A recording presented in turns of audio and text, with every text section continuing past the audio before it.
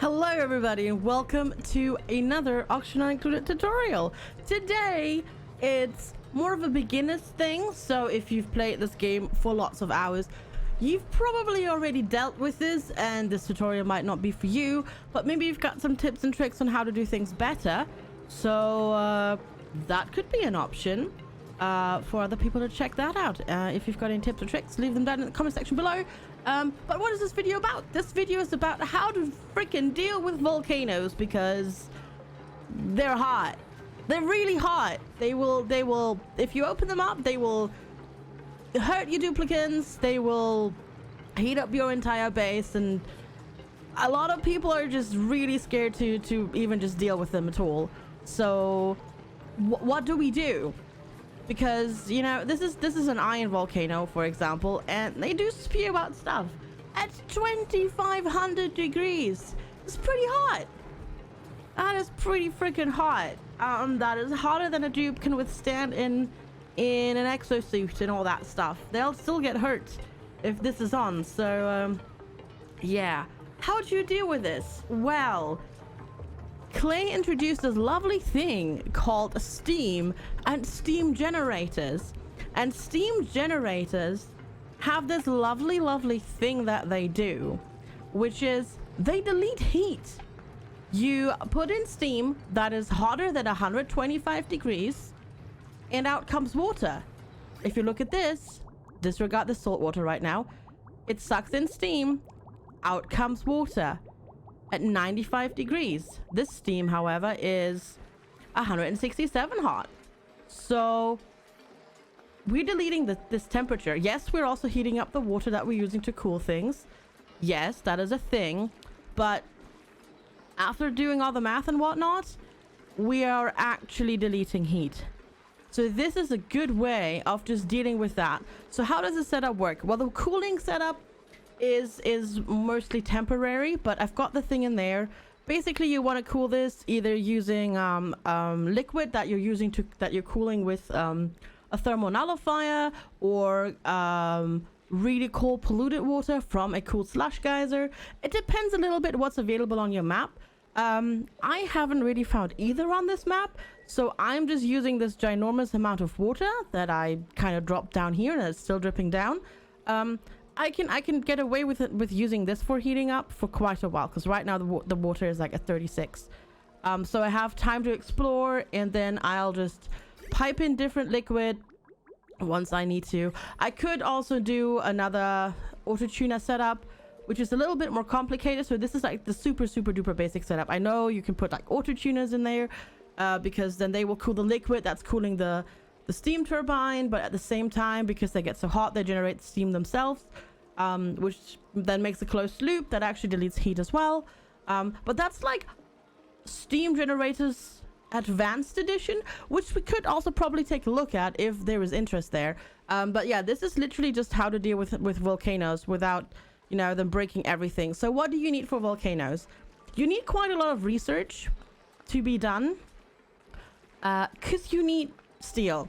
So you need your metal refineries running. You need to get your lime going in the kiln, not in the kiln, in the rock crusher. You need to get refined carbon in the kiln.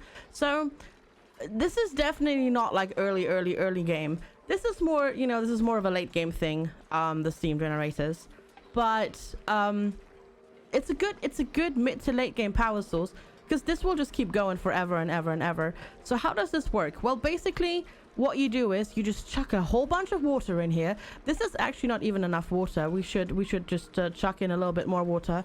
Anyways, you want a lot of steam in here, not just like 28 kilograms, because the more steam you've got in there, the more mass is there to take the heat from and to disperse the heat from the iron volcano, because this is really hot. This stuff is out of steel, but if this stuff gets too hot, it'll break as well. So we need to be careful with this too. So we want to chuck in more water so the temperature doesn't quite go up as fast. So we're currently chucking in salt water, which is totally fine, because that'll just make steam. And why do we have these in here? Well, I mean, we could just leave it closed and not really get bothered by it, but the problem is you kind of want to get the iron out, right? You don't want to have this volcano open and doing its thing without really reaping the benefits. I mean, yes, you'll get the temperature and you get power. The steam generators actually are really good for power, if you can see. Like, they do 850, and it's, you know, it's a renewable source of power. It's totally fine. So that's really good. But you also want the iron, so you need auto sweepers and conveyor loaders, etc., all out of steel.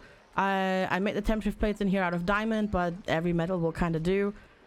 So you need to progress in the research tree quite a lot before you can do this. But as I said, this is more like mid to late game than early game. So by that time, you're good to go. So how does it work? Well, it's actually fairly simple. You enclose it. You could even do 3 layers of insulated tile if you really want to. If you're worried about it, you just chuck in water from a source that just goes in there to generate the steam. You enclose it, put temperature plates down. Obviously, you need to do this while the volcano is idle. So best is to finish everything. Leave the volcano covered until the very last moment, until you've got like only these bits left to make.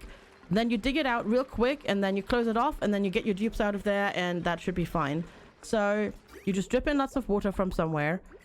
You need the auto sweeper and conveyor loader so you can get the iron out. You put temperature plates in the back just so the heat among the steam gets distributed more nicely. You enclose it then you put down your steam generator up here. Steam turbine, sorry. I keep calling it a generator. Well, because it is basically a generator. It needs to sit on top of on top of the insulated tile, just like this, or a normal tile. Insulated tile is better though, because the problem with the steam turbine is, which we'll get to in a second, is temperature as well, which is why we have temperature plates at the back here as well as we're cooling it. We're liquid cooling it with water right now, because so the nasty thing with steam turbines is steam turbines need steam that is hotter than 125 degrees, but the steam turbine themselves, even though if you make it out of steam, like it has like a crazy high overheat temperature, the machine itself cannot go over 100 degrees Celsius or it will break. It will just not break, but it'll just stop working. So that's why you need to cool this. Ours is currently 33 degrees, so that's totally fine. Which is why I said you want to get a cooling loop with a thermonullifier working, or you want to get a coolslash geyser cooling this down eventually. Right now, this is totally fine because it doesn't need to be super cool. It just needs to be below 100 degrees. And you need to enclose that as well. And that is basically it. It's a pretty simple setup. I was scared to do this for a really long time as well, but yeah, it's really not that much.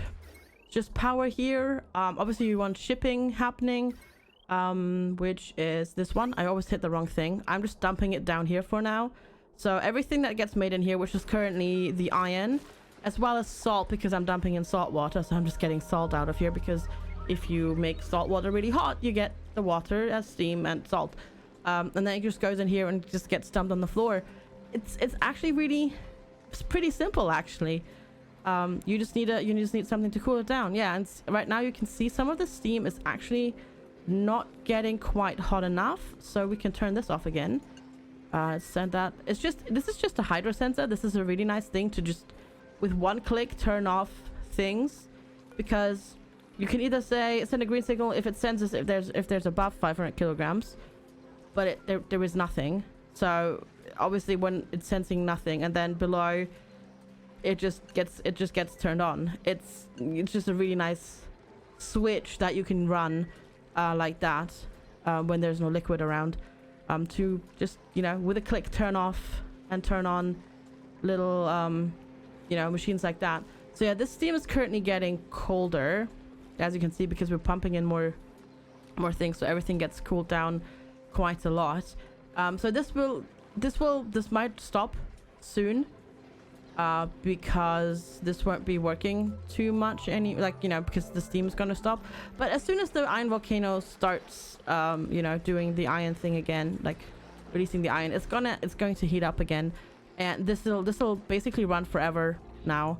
Obviously the only thing you need to worry about is cooling the steam turbine, but just get your thermal fire, and your cold slush guys are growing, and you'll be good to go. And if you use the infinite liquid storage that we talked about in the last video, you won't really have to worry too much about the temperature, because you'll have so much water in one space that the temperature there equalizes as well. And with that, thank you so much for watching. If you've got any more questions, feel free to ask them in the comment section below. Don't forget to like and subscribe, and I will see you next time. Have a good one. Take care. Bye bye.